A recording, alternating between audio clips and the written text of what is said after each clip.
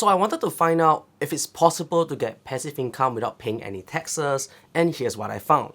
So of all the different income sources that I've experienced so far or have gotten so far, I realized that the single most easy and most effective way is to invest in the Singapore market, and here's why. So the Singapore Stock Exchange, or SGX, is very similar to the New York Stock Exchange or Nasdaq in the US. The only difference here is that it's mainly for the Singapore market. And in Singapore, we do not have capital gain taxes, nor do we have dividend taxes, which means that we keep 100% of the dividends and profits if we trade in the Singapore market. But as good as it sounds, there is drawbacks as well, because purchasing stocks in the Singapore market can be a little bit tricky. So when I first started, I could only purchase stocks through the banks, which charged an exorbitant fee of $10 per trade, and each trade is a minimum of one lot, which was 1,000 shares back then, and it's very unreachable for us. But today we have fintechs like Webull and Tiger Brokers, and this has lowered the barrier of entries for even beginners who are looking to start investing. And on top of that, the lot number has been reduced from 1,000 shares to 100 shares, which is more palatable for us. So if you're looking for a broker, I've left links in the description down below to Webull and Tiger Brokers,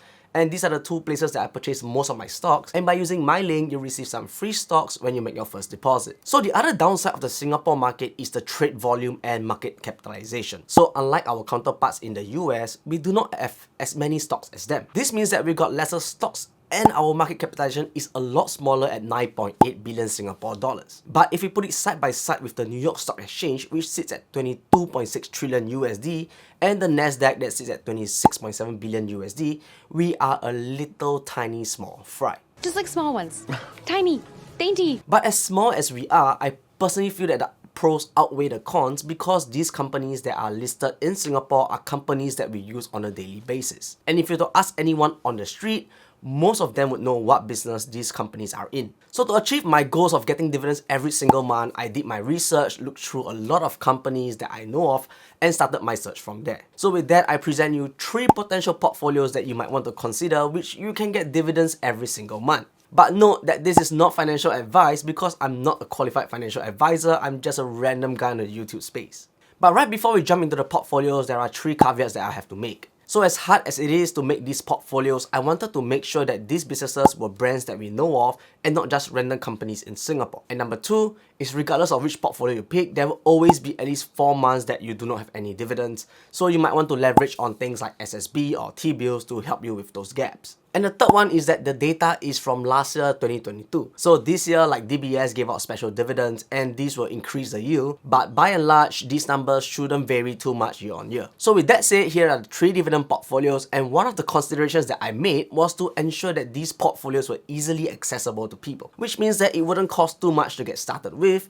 And with that said, the lowest costing portfolio will start at $1,241, and the most expensive one will be roughly $4,055. So there were a lot of trial and error to ensure that the figures were correct, and we were not too heavy in a certain industry, which will end up increasing the risk that we have for the portfolio failing. So looking at portfolio number 1, this portfolio consists of 4 different stocks: ST Engineering, Keppel DC REITs, DBS, and Parkway Life REIT. So each of these stocks is in a different industry, which can be a way to spread our risk. So if the banks don't do well, our defense, our REITs, and healthcare can kind of push us up, and vice versa. So portfolio 1 will cost us $4,055, and this will fulfill the requirement of having 1 lot of each share. And by doing so, we are expecting a 4.46% yield in dividends, which comes up to $180.92 for the year. So I've picked these companies because they are what I'm familiar with, and I think they are pretty solid companies and the key players in Singapore. So ST Engineering is one of the largest engineering firms in Singapore, and they are also a GLC, or a government-linked company. So ST Engineering is not only locally in Singapore, but they do have a presence overseas in the US, EU region, as well as China. Then we got Keppel DC REITs, which is a data center business.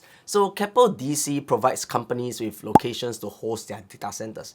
So these could be fully fitted data centers, co-location, or even just a shell and core. And next up, we've got DBS, which is the largest local bank in Singapore, and everybody probably has a bank account with DBS or POSB. So DBS is also the most expensive stock in this portfolio, but if you want, you can always swap it out for other banks like UOB or OCBC, but then this will affect the yield a little bit. So lastly, we have Parkway Life REIT. So they are the largest listed healthcare REIT in Asia. And chances are, you might have seen their logo somewhere or somehow if you have been living in Singapore. So Parkway Life not only has hospitals and medical centers like Mount E or Mount Elizabeth, Glen Eagles, Parkway East Hospital, they also have nursing homes in Japan, which I think makes a lot of sense since Japan has an aging population problem.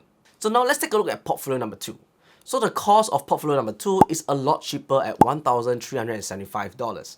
So the dividend yield here is also a little bit lesser at 3.85%, which comes up to roughly $52.92 per year. So this portfolio is very similar to portfolio number 1. However, the only difference is that it's a little bit more REIT heavy. So for portfolio number 2, we swapped out DBS because it's $30 a share and it's really expensive for a REIT like Suntec REIT as well as Dairy Farm Industries. So as the name suggests, Suntec REITs manages Suntec City, the shopping mall right above City Hall MRT. So if you're in Singapore, you'll definitely know Suntec City, and truth be told, Suntec City is always crowded. So one of the biggest changes that happened recently is the return of conventions and events. So if you search for events in Suntec City, you'll see that there is always something going on every single week at Suntec City. And as a landlord, when you have increased foot traffic, this means more sales opportunity, which then in turn means you could charge higher for rent, which means more income. So the next stock that we swapped out for is DFI or Dairy Farm Industries. So Dairy Farm Industries is in the retail space. Some people don't like it, but let me explain. So Dairy Farm Industries manages Cold Storage, CS Fresh, Guardian, Giant and 7-Eleven in Singapore. But around the region, they manage Robinsons in the Philippines, they manage IKEA in Hong Kong, Indonesia and Taiwan. And truth be told, I think most of us watching this video probably know of these brands like Cold Storage and Giant or even Guardian. Even for me, I do go to Giant quite often to purchase like groceries or maybe some daily necessities that I need. So I think this business is a pretty good one to have in your portfolio. So lastly, we have the third portfolio, and this portfolio number 3 costs the least at $1,241 and gives us a pretty decent yield of 4.06% or $50.42 for the year. So this portfolio is a little bit more stable because it spreads across different industries and includes an ETF, which gives us a lot of diversification. So in this portfolio, we have STI ETF, we have ST Engineering, we have Mapletree Logistics Trust, and Parkway Life. So we have talked about STI ETF many times before, and I believe it's one of the easiest ETFs to get started with, because you can purchase as little as 10 ETFs to begin with, which comes up to roughly $30. And they pay a pretty good dividend at 3.4%, which by itself is an amazing investment. So STI ETF consists of the top 30 performing companies in Singapore, so you are more or less covered in the diversification department, and it's a great way to get started with investing. So the next REIT that we've added into this portfolio is Mapletree Logistics Trust. So Mapletree Logistics Trust is a company that manages industrial buildings in Australia, China, Hong Kong, India, Japan, Malaysia, Singapore, South Korea and Vietnam. So if you look around Singapore, any of these industrial buildings with the Mapletree Logistics logo is owned and managed by these guys. So something that I've come to realize after working in different companies is that rentals in prime area or even co-working spaces can be really expensive, and they do burn a hole in the pocket very quickly. So this is why many small businesses or SMEs choose to rent industrial areas, because the rental is a lot cheaper, you get a larger space, and sometimes the facility can be pretty good as well. So these are the 3 portfolios that you can experiment with. I'll try to work on the formulas to make it even better, and after which I'll share the link with you guys so that you guys can play around with the number of shares and hopefully allow you to figure which portfolio works best for you. So one thing to keep in mind is that these dividends are dated in 2022 and they might change in the coming months or years depending on when you watch this video. So therefore, consider subscribing so you stay up to date. Drop us a like if you haven't, and as always, stay safe, invest safe, and I'll see you guys in the next one.